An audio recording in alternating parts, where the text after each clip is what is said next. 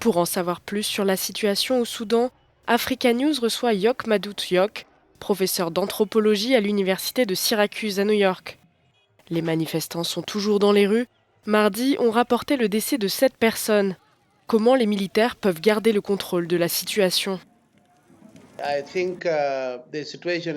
La situation au Soudan est terrible. Elle affecte beaucoup de personnes. En premier lieu, les millions de Soudanais qui se sont battus contre la dictature il y a 2 ans.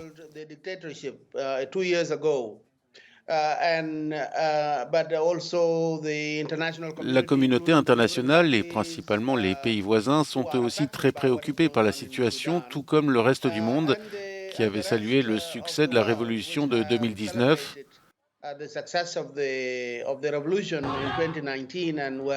et qui avait essayé d'aider les Soudanais à se relever de 30 ans de dictature et de destruction du pays par le régime précédent.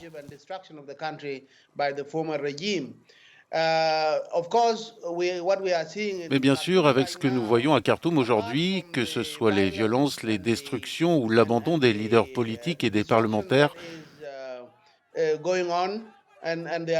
on peut penser que cette situation va encore empirer et diviser encore plus le Soudan.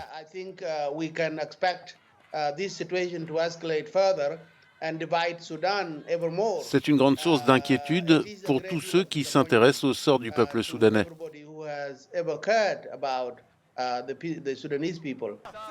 Le coup a été largement condamné par la communauté internationale et les États-Unis ont déjà suspendu leurs aides.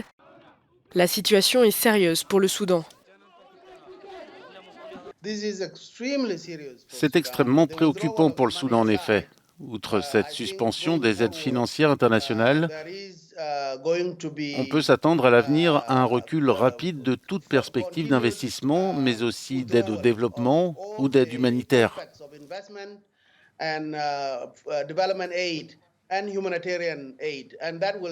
Cela affectera donc avant tout les Soudanais. Cela veut dire que les Soudanais continueront à se diviser.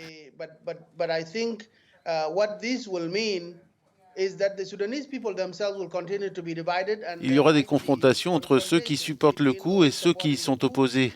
C'est déjà ce que nous voyons dans les rues de Khartoum aujourd'hui. Ces divisions n'ont rien de bon pour l'unité et la stabilité du pays dans un avenir proche.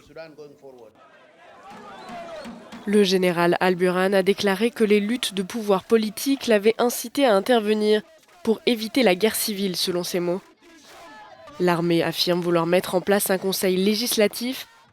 En quoi est-il différent du conseil de souveraineté qui vient juste d'être démantelé? Il n'y a pas vraiment de différence. S'ils se contentent de revenir en arrière pour former un autre gouvernement et créer une nouvelle législation, cela ne va rien changer par rapport à ce que le gouvernement de coalition faisait ou par rapport à ce que les Soudanais espéraient en attendant les élections pour qu'ils puissent choisir leurs propres dirigeants. La vraie différence, c'est que tout cela a déçu les Soudanais. Cela va les pousser à s'opposer encore plus et l'on peut encore craindre que cela dégénère en guerre civile.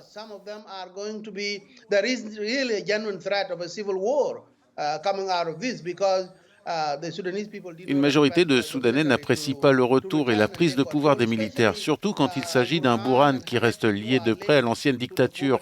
Il a été nommé par Omar al-Bashir, qui est aujourd'hui derrière les barreaux à cause du génocide et des atrocités. Ces hommes au pouvoir aujourd'hui ou qui essayent de s'emparer du pouvoir sont liés au NPC ou au Front islamique. Et je ne vois pas les Soudanais rester sans rien faire, voyant leur pays kidnappé de la sorte.